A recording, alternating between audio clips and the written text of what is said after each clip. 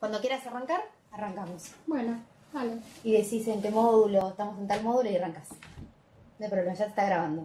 Bueno, ¿qué tal? Un placer encontrarnos con ustedes. Estamos ya en la unidad de violencia doméstica, violencia contra las mujeres en el ámbito doméstico. Y bueno, la idea es un poco poder transmitirles a través de esta conferencia algunos aspectos que ustedes ya tienen, tanto en el Word como en el PowerPoint, pero queremos hacerlo de manera más coloquial, de manera que puedan acceder a los contenidos y aprenderlos desde lo cotidiano, para que puedan detectar y prevenir esta situación tan grave que nos preocupa como sociedad y nos involucra a toda la ciudadanía. Entonces voy a hacer un punteo del PowerPoint que ustedes tienen colgado, como para ir repasando los puntos que tenemos. En principio nos ponemos a pensar de qué hablamos cuando hablamos de violencia y específicamente de violencia contra las mujeres en el ámbito doméstico. Hay una autora que se llama Susana Velázquez y que la define como un conjunto de prácticas que son, prácticas físicas, psicológicas, sexuales, que terminan convirtiéndose en técnicas de violencia. Son dispositivos, son prácticas, son conductas, como bien lo define la ley, que ustedes ya lo vieron en otro módulo, en tipos y modalidades de violencia, vieron que eran conductas en donde el que ejerce la violencia hace algo u omite hacer algo que finalmente produce un daño en la mujer, tanto en aspecto físico como psicológico, sexual, económico y patrimonial.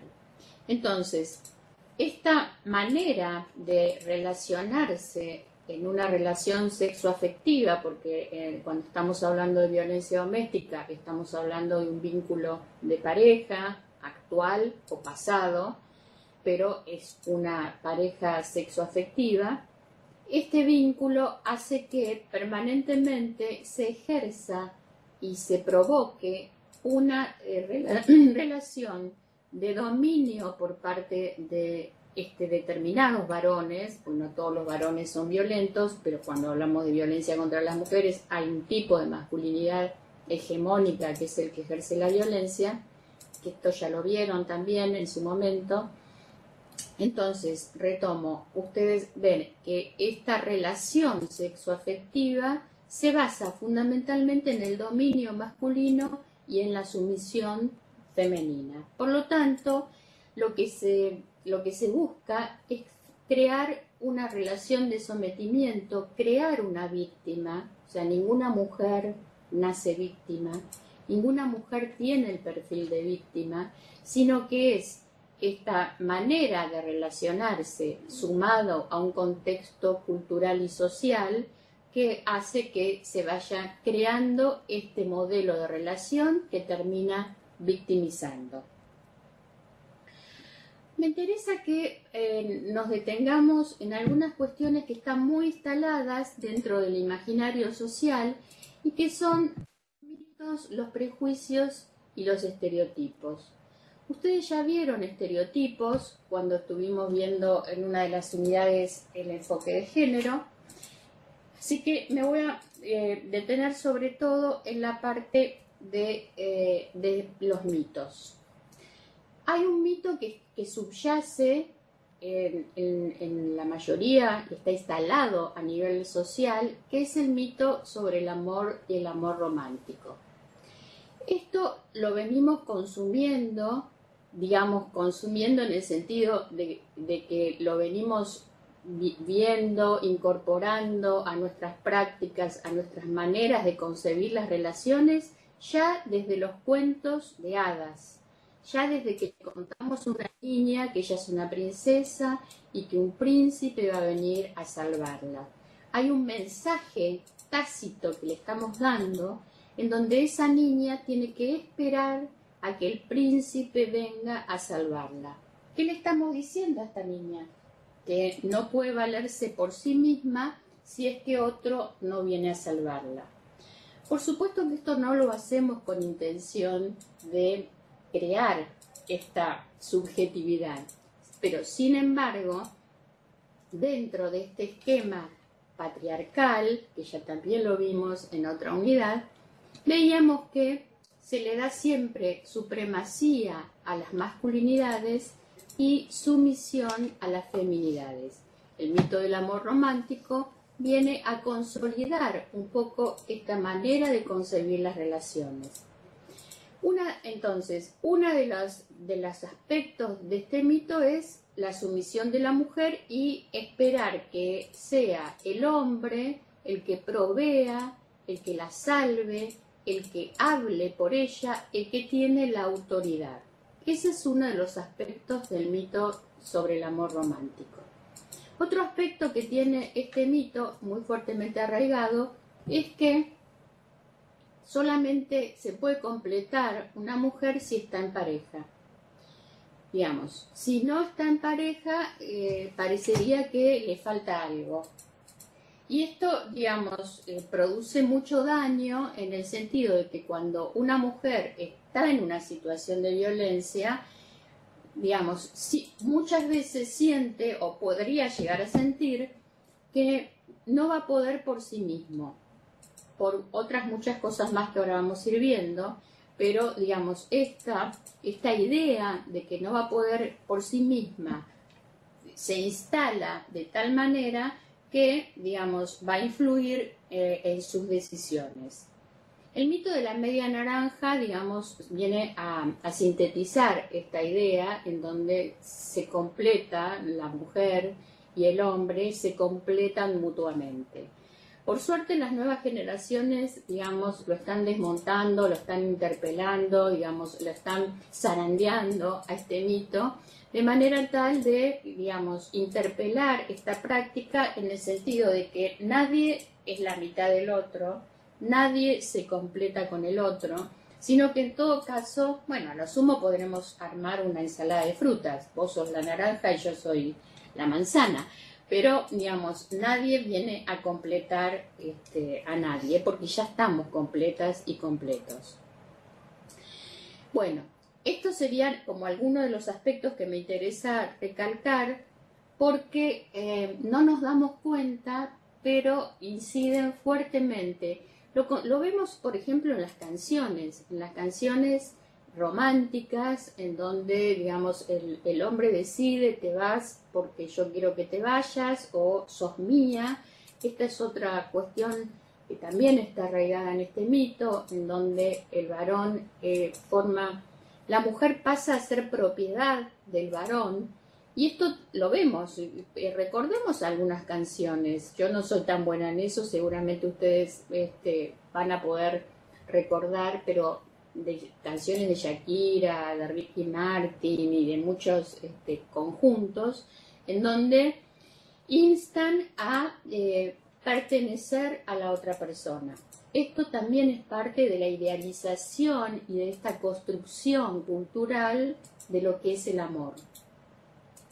Hago una salvedad en relación a esto porque esta concepción del amor no siempre fue así.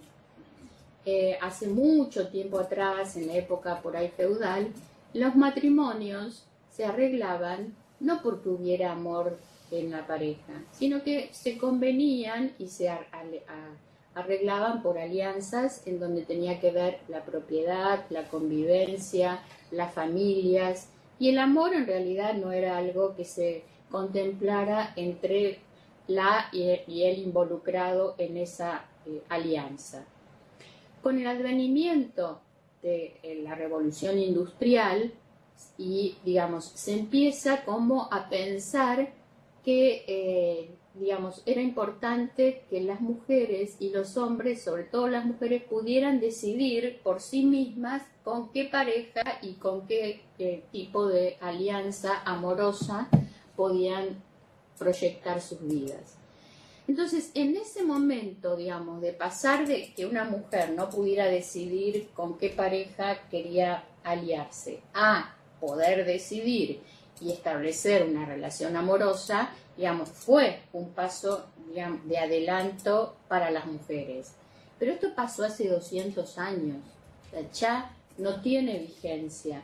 En este momento, digamos, hemos avanzado mucho, por más que nos falta en otros aspectos, pero este mito, digamos, en la medida que sigue subsistiendo, tiene que ver con esto, aunque ya no tenga vigencia, no tenga valor, no es que no tenga vigencia, tiene vigencia, pero no tiene el mismo valor que podíamos darle en otro momento. Entonces, con este panorama, quiero adentrarme en dos mecanismos que son bastante característicos de las mujeres que están en situación de violencia. Pensemos entonces en un panorama en donde una mujer, la cultura le enseña a depender de este hombre. Bien, esto es a nivel general. Esto es lo que consumimos en los medios, en la escuela y en la familia, lo cual no quiere decir que todas las mujeres terminen en esa situación, pero es un antecedente a tener en cuenta cuando nos encontramos con mujeres en situación de violencia. Ahora, ya en lo concreto, cuando estamos con una mujer víctima de violencia, solemos detectar un mecanismo que llamamos ciclo de la violencia, que no necesariamente tiene que aparecer en todas las mujeres, pero sí es bastante común. Y lo traigo porque entender que esto aparece y que forma parte de la dinámica violenta entre el maltratador y la mujer nos sirve como para detectar, prevenir y saber entender y orientar a la mujer que está en esa situación.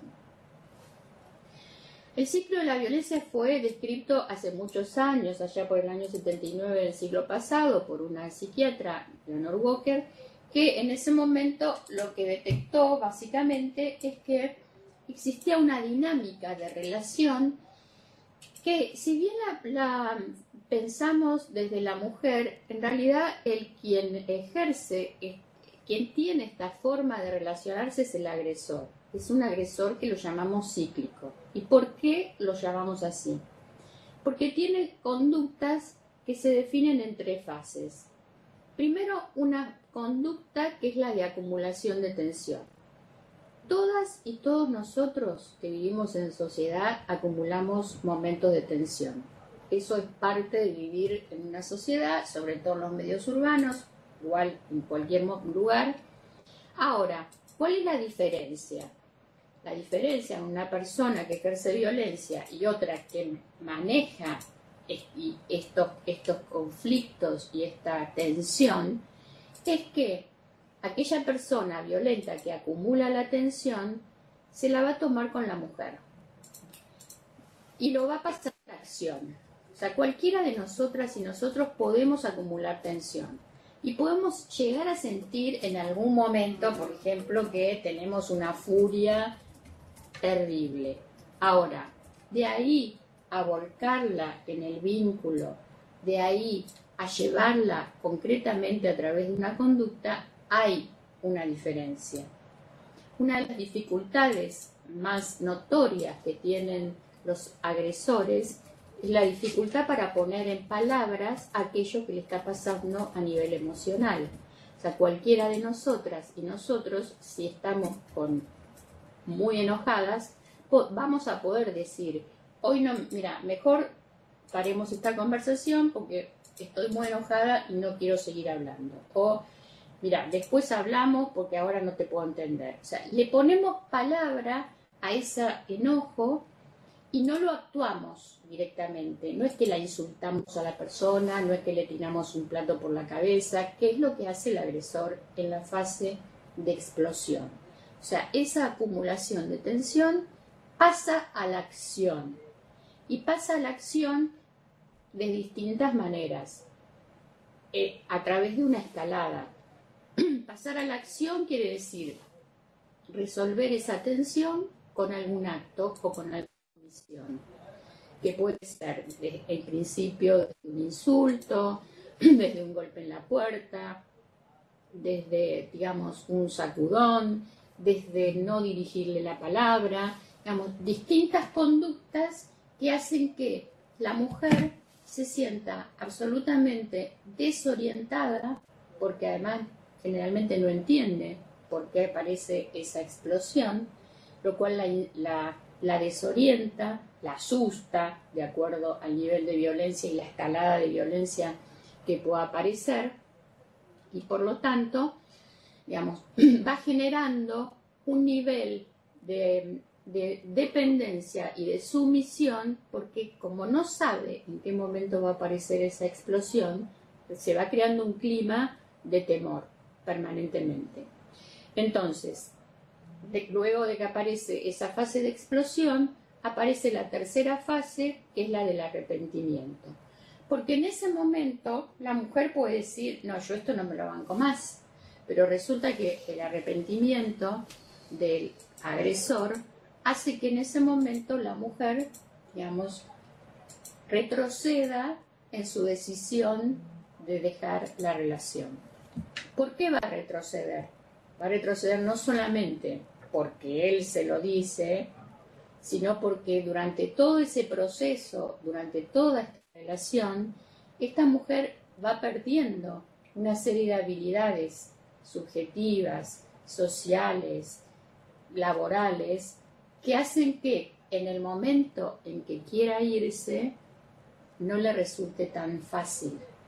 Y por otra parte, el agresor también necesita de ella, o sea, su aparente fuerza en realidad no es tal, porque él necesita estar con esta mujer, y por lo tanto va a comenzar una estrategia de manipulación que tiene que ver con el arrepentimiento, con que no lo voy a hacer más, con que, bueno, digamos, son cosas que minimiza, digamos. Esto también es una característica bastante común.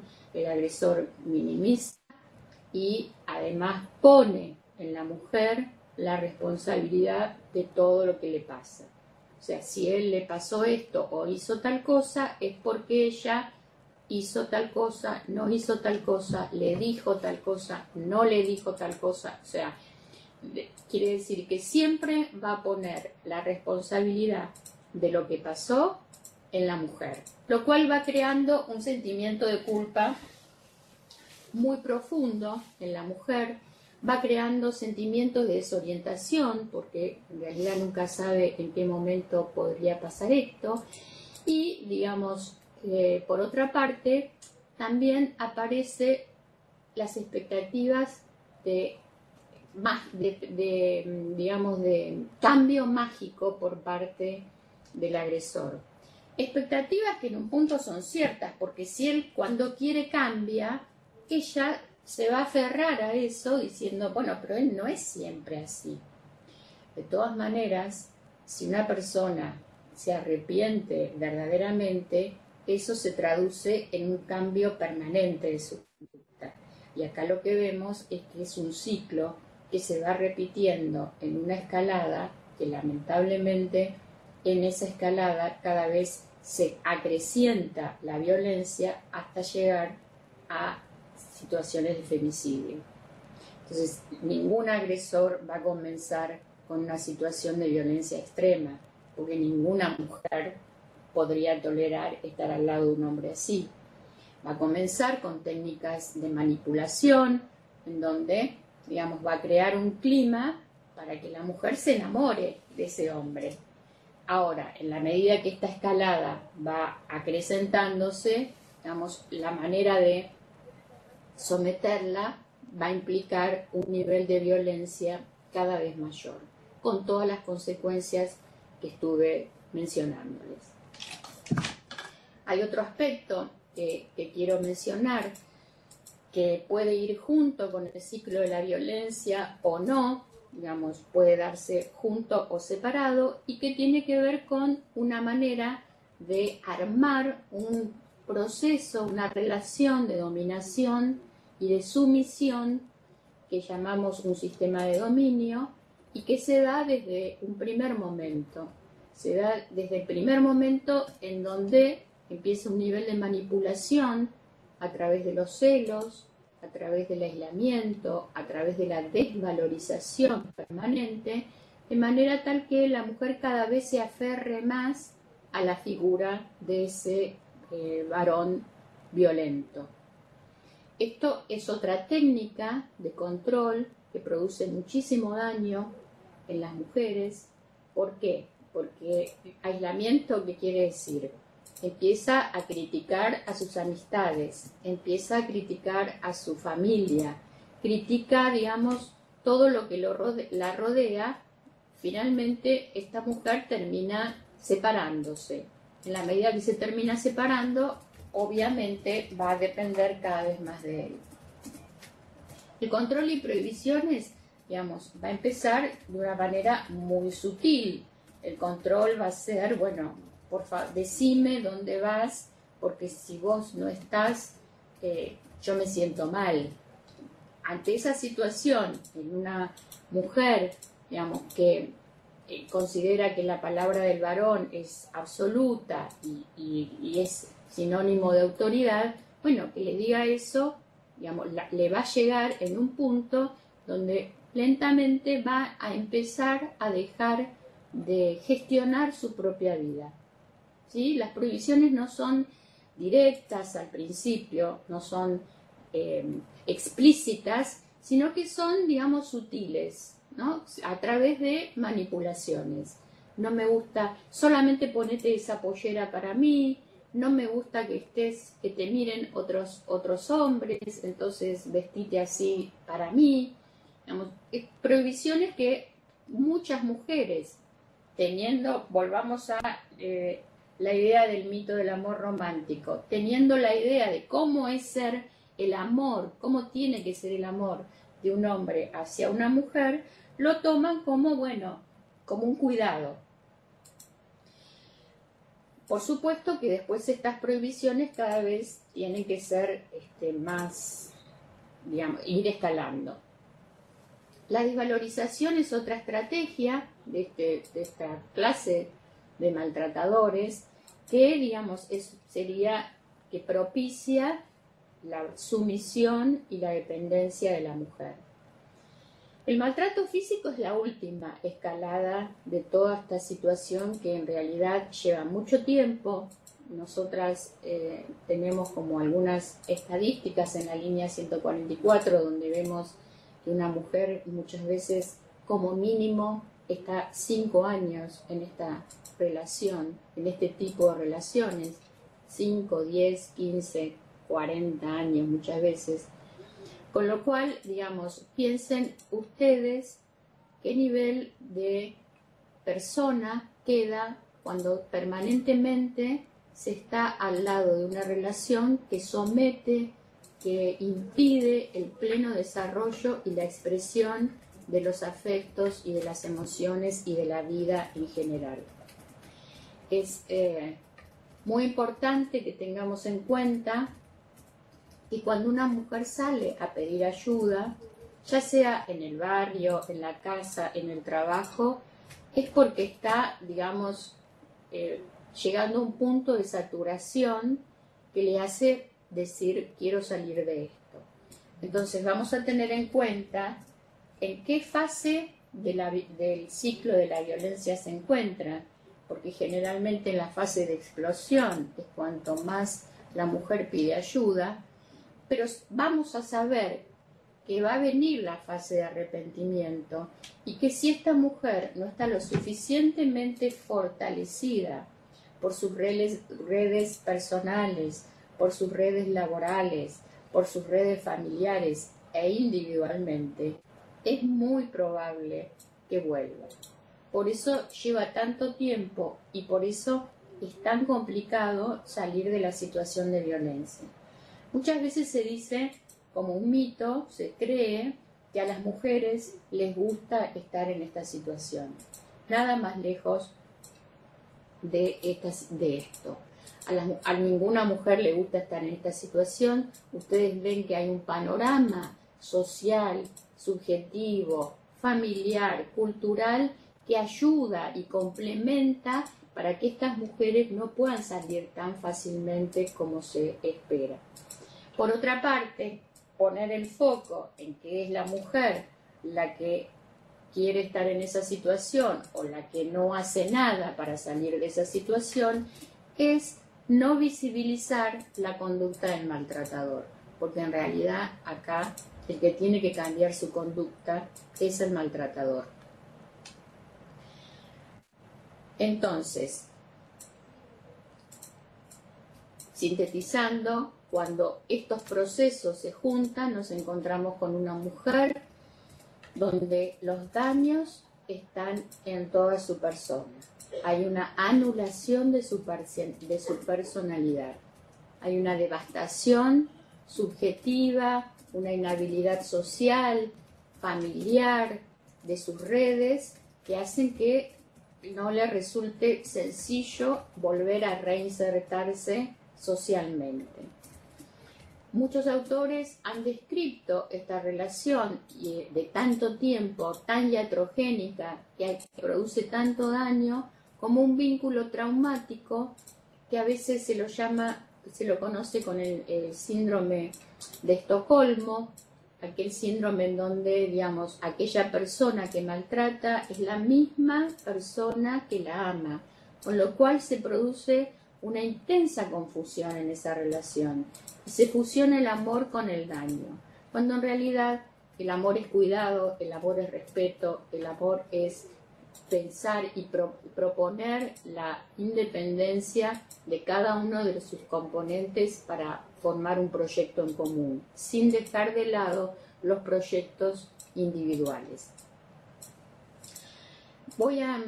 Entonces, en relación a esto, creo que quedaríamos con la idea de todos los efectos y el impacto que produce. Me interesa que quede esto, considerar la situación de la mujer. Siempre vamos a considerar la situación personal, familiar, social, habitacional. O sea, no es que solamente porque le pasa esto que describí, con resolver eso solo, ya está, ya va a salir de la situación de violencia, sino que como es una problemática multicausal, vamos a ver que puede estar muy empoderada en el sentido de saber cuáles son sus derechos, de no querer estar más en esa situación, pero resulta que si no tiene un lugar donde ir a vivir, si no tiene donde dejar a sus niñas o niños, si no está preparada como para enfrentar una situación laboral o no la tiene, digamos, ese cúmulo de situaciones y de variables va a favorecer o no que ella pueda salir de la situación. Entonces, ¿qué es lo que tenemos que hacer como ciudadanas, como ciudadanos, como profesionales en esta situación? Primero, tener la perspectiva de género nos ayuda a entender esta problemática como algo estructural, como algo que se basa en esta desigualdad de poder que ya vimos cuando vimos género, cómo se iba socializando y estructurando esta desigualdad. Vamos a considerar además que no siempre la denuncia es el camino adecuado, aunque sí necesario, pero que siempre vamos a considerar en qué quiere hacer esta mujer y la vamos a ir acompañando en todo ese proceso. Vamos a tener que tener presente cuáles son los recursos y cuáles son las áreas que tienen competencia exclusiva en el tratamiento de esta problemática. Una cosa es que este curso lo estén tomando equipos interdisciplinarios que están abocados al abordaje. Otra cosa es que este curso lo esté tomando la ciudadanía. Digamos, hay como distintos niveles de intervención. A nivel general, lo que puedo hablar es que siempre vamos a tener en cuenta qué decisión quiere tomar esta mujer. Y en función de eso, yo creo que la línea 144 es un recurso muy importante que para tener en cuenta, porque ante la duda, ante la falta de respuestas, ante no saber cómo proceder, la línea funciona a las 24 horas, todos los días del año, y siempre va a haber equipos especializados que le puedan dar una respuesta a esta situación. Entonces, para ir cerrando, lo que quiero transmitirles es poder prevenir esta situación desde los primeros momentos a través de considerar y de entender que el amor es cuidado, que el amor es respeto, que el amor es alegría frente al crecimiento de la otra persona y no frente al sometimiento. Por un lado es ese, por otro lado, en cuanto detectemos los primeros indicadores de una relación en donde no nos sentimos cómodas, en donde sentimos que no hay suficiente libertad y confianza en relación a la otra persona, bueno, pidamos asesoramiento, pidamos una consulta, hablemos con una amiga, vayamos a un grupo. Estas serían como las estrategias y las maneras de no llegar a situaciones lamentables, graves, que, digamos, nos afectan a todos por igual. Bueno, muchas gracias y espero les haya servido.